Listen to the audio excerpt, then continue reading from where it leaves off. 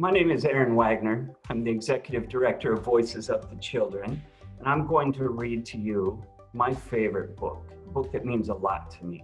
It's called What Do You Do with an Idea? Written by Kobi Yamada and illustrated by Maybest. And as a special treat, on the other end of this Zoom recording is the author of the book, Kobi Yamada. And I'm going to read for you. So what do you do with an idea? One day, I had an idea. Where did it come from? Why is it here? I wondered, what do you do with an idea? At first, I didn't think much of it. It seemed kind of strange and fragile. I didn't know what to do with it. So I just walked away from it. I acted like it didn't belong to me. But it followed me.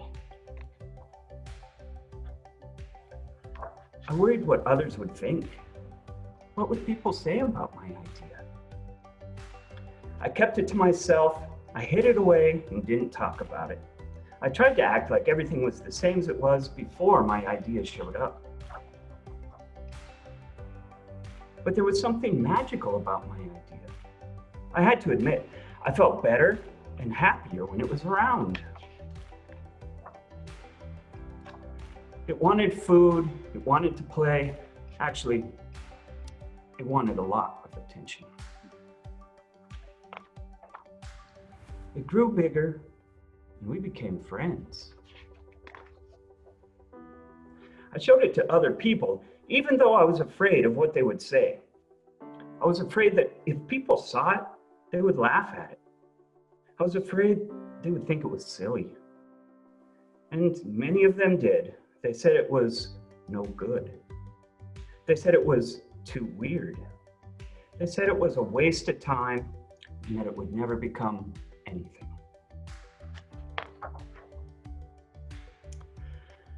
And at first, I believed them. I actually thought about giving up on my idea. I almost listened to them. But then I realized, what do they really know? This is my idea, I thought. No one knows it like I do. And it's okay if it's different and weird and maybe a little crazy. I decided to protect it, to care for it. I fed it good food, I worked with it, I played with it, but most of all, I gave it my attention. My idea grew, and so did my love for it. I built a new house, one with an open roof where it could look up at the stars, a place where it could feel safe to dream.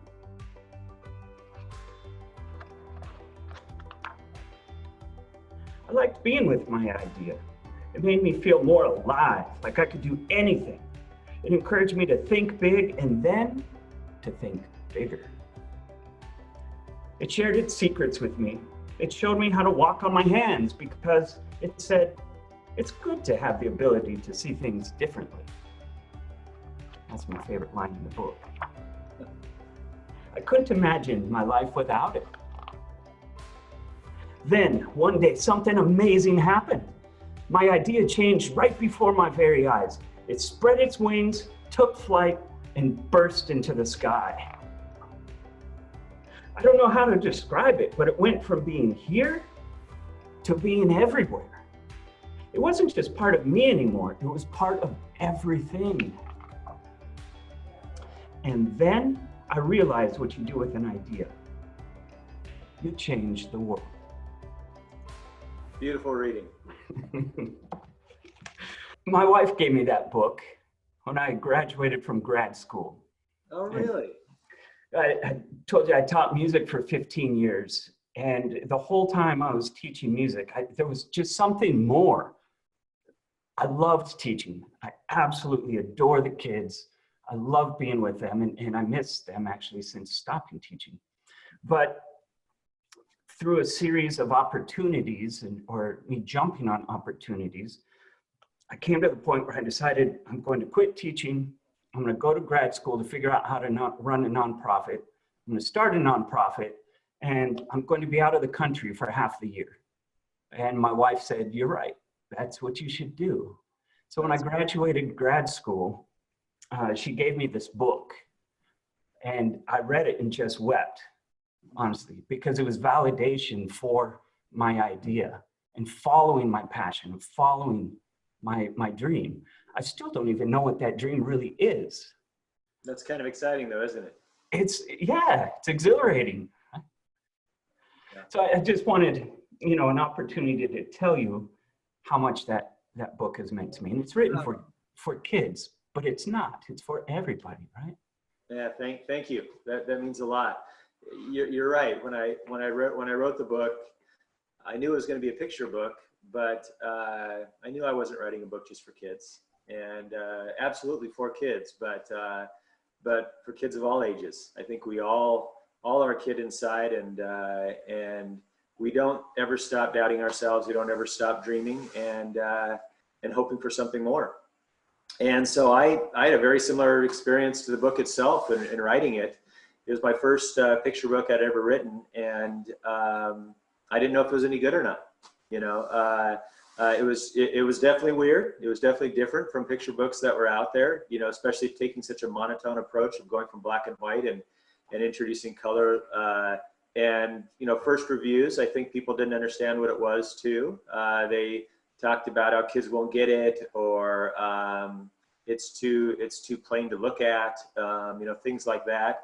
And so it was just really a funny little microcosm of writing the book and seeing that in real life, how some of those things, those doubts and those fears seep in, and you wonder, is this any good or not? You doubt yourself. And of course, it's gone on to sell over 2 million copies, so it certainly has validated itself from a sales standpoint. But the bigger thing is that it's wonderful to see how ideas build on ideas. There's an animated film being produced based on it, and a musical is being written in New York right now. Wow. And you'll appreciate this from a music standpoint. The London Symphony Orchestra just performed a symphony performance based on it last summer. And that was introduced in Australia for the first time in its world premiere. And they're looking to maybe take that worldwide. So I think for me, and that's not really about me or the book. I mean, I'm glad that it inspired that. But think about all the other creative people that have taken, and like you were saying, Aaron, have believed in a concept they want to do, and have taken in sort of ideas, have built in and created new ideas. And that's what we're supposed to do, right? We're supposed to drop that pond, that pebble in the pond, and ripple it out. And that's what you're doing with all the kids. You don't know where your ripples end. It's that influence that you really want to pay attention to and be part of, because really we're only here a little while. So it's great to be able to do work that we care about and that means something to someone else. Yeah, and with our time, why not use the little time that we have here on Earth to pass it on, to validate somebody else's idea, to validate them? Yeah, they are. Absolutely. And you brought up a great point, which is the other reason that I've been proud of that book is it starts to create a listening for people. So it isn't just about your ideas. It's also, what kind of a person are you for other people's creativity and other people's ideas? Is this something that you're the person that shoots those down before they even have a chance to get it out of their mouth? Or is it something that you're kind and nurturing and providing a place where it's a safe environment for ideas? I always, idealistically wanted to push towards making the world a safer place for creativity and ideas. I think, way too many ideas are shut down before we have a chance to see their validity or what they look like. And a lot of times that's not mean-spirited. Sometimes they're shut down because you don't want someone to get their hopes up, or you don't want to be disappointed, or you're trying to protect them. I know a lot of parents are like that. And I think that we have to know that this is part of the journey. Bringing your creativity in the world is a big thing, and anything we can do to encourage that. I kind of feel like there's enough messages out there to tell us that we're not good enough in so many ways, that this was something that I was hoping would be a resource for people at whatever age, whether they're starting a business, whether they're in grade school, that their ideas matter. Mm-hmm. Yeah, right. And creativity is living. Right? There's no textbook for how to live a life. Yeah. I mean, Yeah. everybody's creative, just walking down the street, right? Yeah, and, I mean, you probably have this phenomenon. I know I have, which is you have an idea, you have a something that you're passionate about or excited about, or you ponder about, and maybe you don't have the courage at the time. Maybe you don't have the time even at the time, Yeah. and you set it aside, or you don't pursue that. And isn't it funny to see how that pops up somewhere else in the world? Someone else does a concept like that, or something else Totally. happens. You're like, God, that's that idea that I was thinking about. And I always thought that that was such a phenomenal and just intriguing thing that it's almost like creativity's in the ether, and we're lucky enough to be a recipient of it. And but if we don't do anything with it, it's going to move on. And it's funny to see the way how it pops up in the world in different ways and different fashions. But you always recognize it. I think when you have those ideas, you always recognize it and think, what if? So, this again was one of those encouragements to sort of pursue those what ifs and perhaps. Yeah, well, that's the key there, is to pursue it. We all have the what ifs, but we're not all brave enough to grab that what if and roll with it. Yeah. Right? Yeah. So we go, about our day. What if? What if then turns into what if I had grabbed that opportunity? Yeah, that all important action, right? That all Mhm. important, put your money where your mouth is aspect to creativity, and that can be in really small scales. I mean, honestly, having ideas to be a little kinder is a wonderful idea. Either you put that in action, or you quote unquote sit on your couch and don't do anything. And look what you're doing right now. I mean, look at all the people that you're touching, all the lives that you're connecting. But that doesn't happen unless you took the time and took the effort. And yes, there was steps like grad school and things like that, but the other steps, the ones that are even more entrepreneurial, the ones to get your program going, the ones that you push on, those are brave steps, and they're not ones that have roadmaps and instruction books and things like that. But I kind of feel like you can do things that wear you out in a way that just feels so stressful and straining, or you can take on the outlook that it's part of the dance, right? And you get to dance, and it's a privilege to be able to do that. Yeah, right.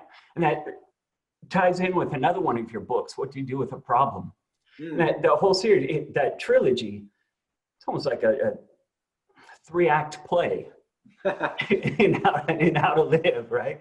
Yeah. And then maybe, it's kind of running in parallel to all 3 of the what if books. Yeah, and I haven't talked publicly about it yet, but we're finishing up a book right now that has to do with failure, and has to do with effort. And really, really proud of this book coming out. It's the illustrator is phenomenally talented, and I think it's something that we need to talk more about. I know a lot of things happen because we're afraid, or actually, I should say don't happen because we're afraid. And so many times we quit and give up because we're not great at something at the beginning. And I think, that talking about resiliency and talking about a growth mindset and talking about what it looks like to have perseverance, even when there's the pain of disappointment, is important, and that's, something that I'm having a lot of fun exploring that right now. I'm excited to read it. Do you know when it comes out? I mean, do you have any target date? Yeah, it's end of 2020. Okay. Yeah, it's fully illustrated now. So we're just putting together all the pieces, and it's pretty jaw-droppingly beautiful. She did an amazing job. Oh, I can't wait to see it. You're talking about fear, and earlier we were talking about what ifs. These what ifs that are out there, and I agree with you that it's fear that holds us from latching onto those what ifs. Yeah. And running with them.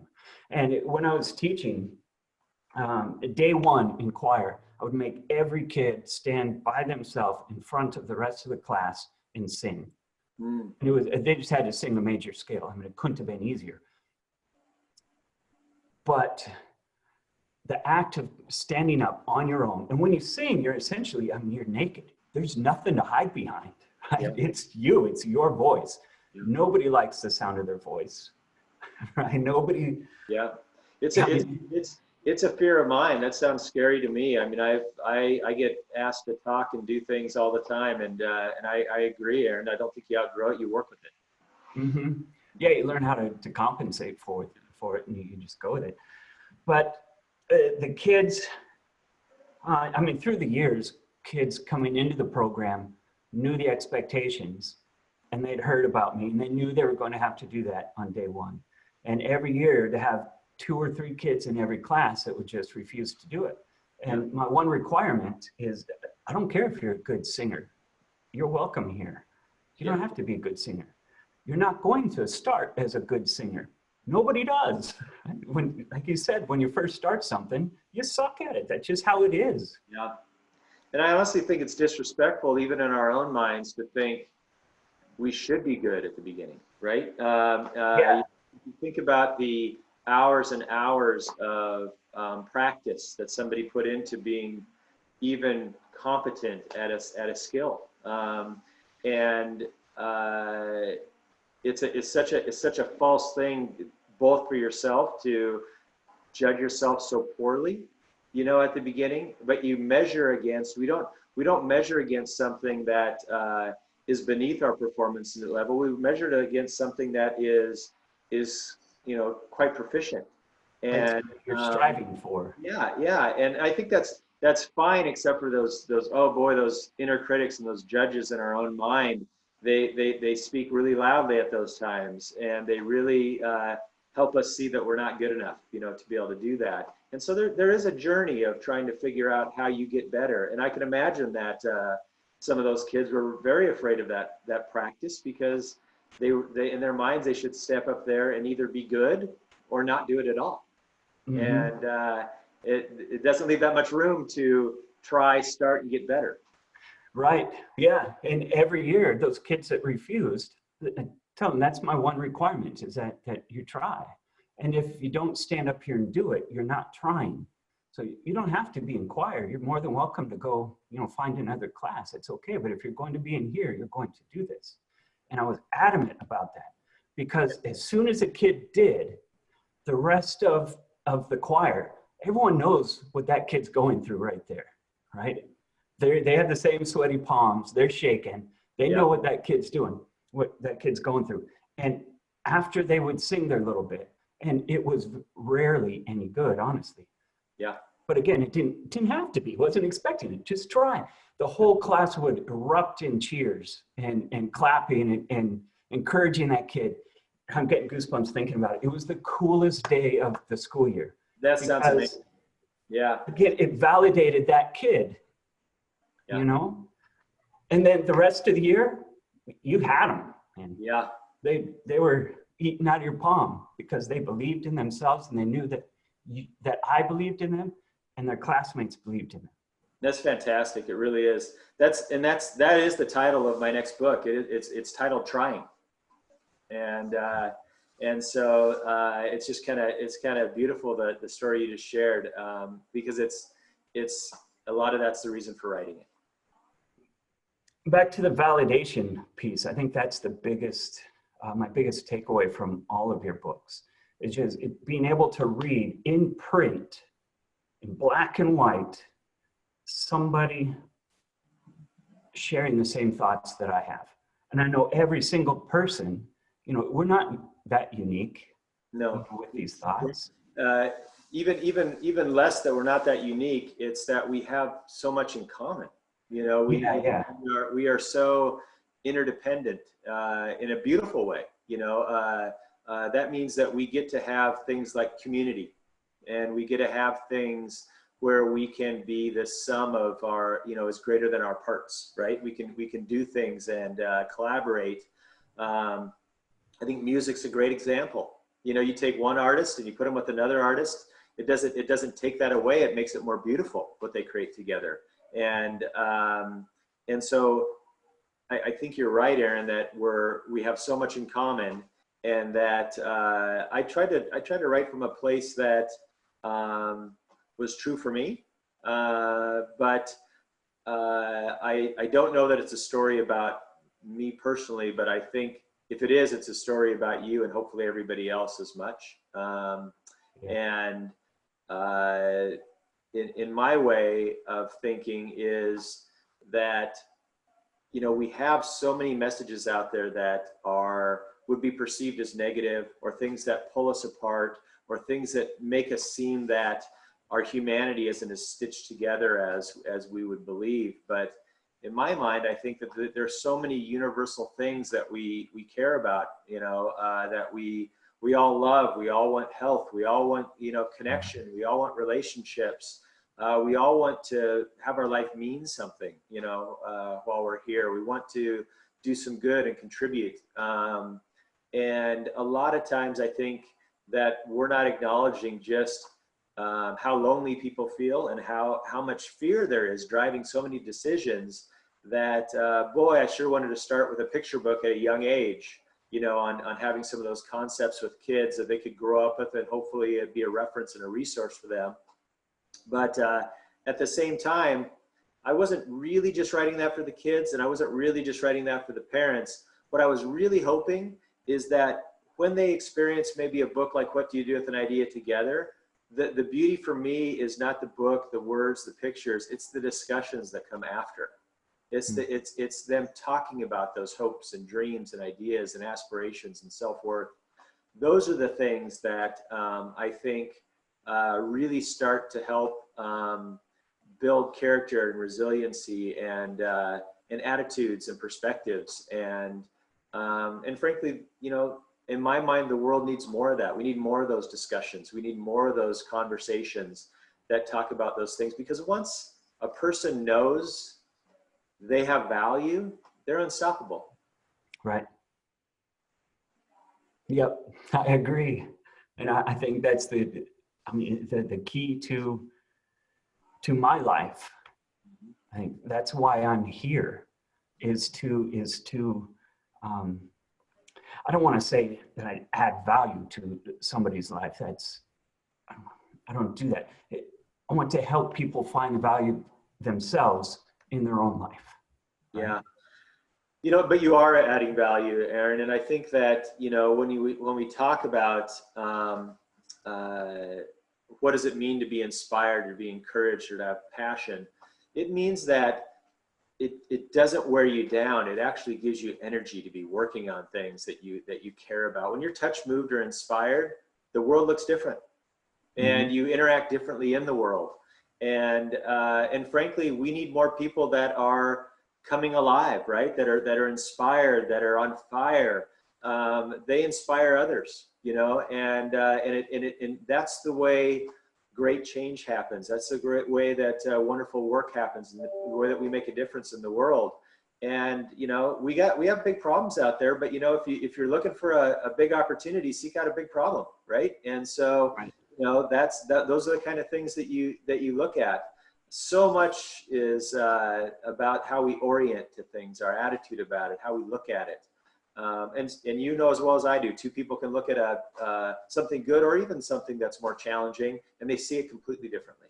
Some see it as something that's, you know, not able to overcome a complete barrier. Someone else sees it as an opportunity to start a business, or to do something with that, or to, you know, try to solve that, or try to, you know, create more awareness around it. So you know, with our own kids, we talk about that a lot, just the perspective, you know, the circumstances are the circumstances, and how you deal with those circumstances is much more important than the circumstances themselves. And, you know, it's so erroneous to say, don't be afraid of something, or don't do that, because that's very real. But, you know, if you can acknowledge fear, you can acknowledge some of those challenges. On the other side of those, such beautiful, beautiful possibilities. And that's really what, you know, those books are about, is just trying to introduce that potential those possibilities to the readers. And like I said, but the bigger thing to me is when that book gets in the hands of teachers and parents and kids, something magical happens with the discussion. You know, something magical happens with what does this mean to me? What does this mean, you know, for me? What does this mean for us? And those discussions are the things that really is where, you know, the magic happens. And being careful in those discussions when we get a difference of opinions or different perspectives, is to not think your perspective is wrong. Right? Yes. We have to be really careful, because sometimes we're so set on who we are and how we think, and this is how things should be. When somebody else has a different thought or a different perspective, we have to be careful not to squash that. Yeah. We have to allow it to breathe. We have to give it space and validate.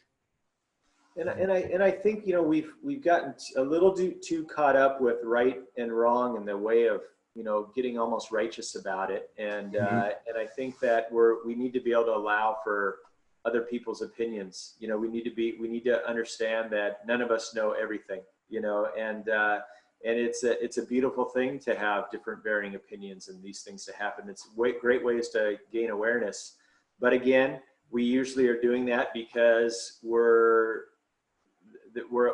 afraid of not looking good, or we're afraid of not being right. And so a lot of the things that I wanted to explore in the books was just, you know, trying to touch on that vulnerability, trying to touch on that openness of you know, that authentic feeling. You know, kids are great at vulnerability, you know, and they're great at being open. But even at a young age, you get enough discouragement and you shut that down. And a lot of adults have shut that down. And so that's the hope, is that by simplifying these topics and bringing them to a form like a picture book that is fairly easy to absorb, that it would help those conversations to flourish. And they, you know, I kind of feel like I'm not, you've been a teacher. I don't know that I'm in the teaching business as much as I think that I might be in the reminder business, and reminding people about some of the things that they know. And so that's really the approach that I take to it, is that beautiful things that we might have forgotten a little bit in our busy, hectic routines and lives that are important to us. They're worth remembering. Well, I don't want to take up too much of your time. I've already been generous enough to come on here and speak with me and share this time. I appreciate it. Oh, I appreciate it too, Aaron. Thank you for all the amazing work you're doing for kids all over the world.